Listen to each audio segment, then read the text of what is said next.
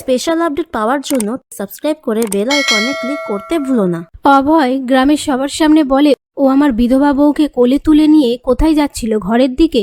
কেন? ওকে দিয়ে কি ব্যবসা করাতে চায়? তাহলে এখান থেকেই ব্যবসা সূত্রপাত হোক। আমার শুধু একটাই চাওয়া, টাকা চাই, টাকা। এ কথা শুনেই ঈশান অভয়কে অনেকগুলো থাপ্পড় মারতে থাকে। তখনই কুমকুম এসে বলে, ছেড়ে দিন। এই বলে অজ্ঞান হয়ে গেলে ঈশান কুমকুমকে ধরে নেয়।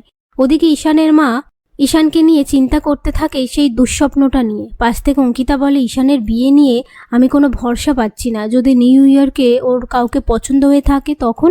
ঠিক তখন ঈশানের মায়ের একটা কথা মনে পড়ে। অঙ্কিতাকে বলে, ঈশানের বাবার একটা বন্ধু ছিল, তার মেয়ের সাথে ঈশানের বিয়ের কথা বলেছিল। তাদের সাথে আমাদের একটা ভালো সম্পর্ক আছে। এই বলে কৃতিকাকে ফোন করে শার্লির কথা জিজ্ঞেস করলে কৃতিকা বলে, ও তো কালই আসছে এখানে। এ কথা শুনে ঈশানের মা বলে, তাহলে তোমরা কালকে আমাদের বাড়িতে এসো, কথা হবে। এই বলে ফোনটা রেখে দেয়।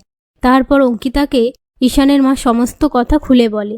এদিকে সমানে অভয় গ্রামের সবার সামনে কুমকুম ঈশানকে জড়িয়ে খারাপ মন্তব্য করে কথা বলতে থাকলে ঈশান রেগে গিয়ে অভয়কে মারধর করে। পাশ থেকে ঈশানের আম্মা ঈশানকে থামায়।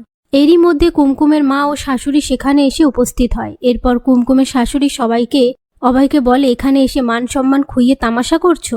অভয় বলে, আমি তামাশা করছি? এই সাহেববাবু কুমকুমকে নিয়ে ফুর্তি করছে, তাতে আমার কিছু না। আমার শুধু টাকা চাই। কত দেবে? 10,000, 20,000? পাশ থেকে ঈশান এই কথাটা শুনে রেগে গিয়ে অভয়ের গায়ে হাত তোলে। তখন কুমকুম ঈশানকে থামতে বলে আর বলে, এর থেকে ভালো তো আমার মরণ হোক। এসব কিছুর মধ্যে শারু পুলিশ নিয়ে আসলে ঈশান বলে, তুই পুলিশ নিয়ে এসেছিস? শারু বলে, হ্যাঁ, কুমকুমের কিডন্যাপ হলো, পুলিশ নিয়ে আসবো না? তারপর অভয় পুলিশকে বলে, উনি আমার বৌমাকে নিয়ে এখানে ফুর্তি করছে, ওনাকে অ্যারেস্ট করুন। ঈশান বলে, উনি তখন থেকে নোংরা কথা বলে যাচ্ছে, ওনাকে আগে অ্যারেস্ট করুন। ঈশান বলে, আমার কথা আপনাদের বিশ্বাস হচ্ছে না তো? কুমকুমকে জিজ্ঞেস করুন। কুমকুম, তুমি কিছু বলছো না কেন? চুপ করে আছো কেন?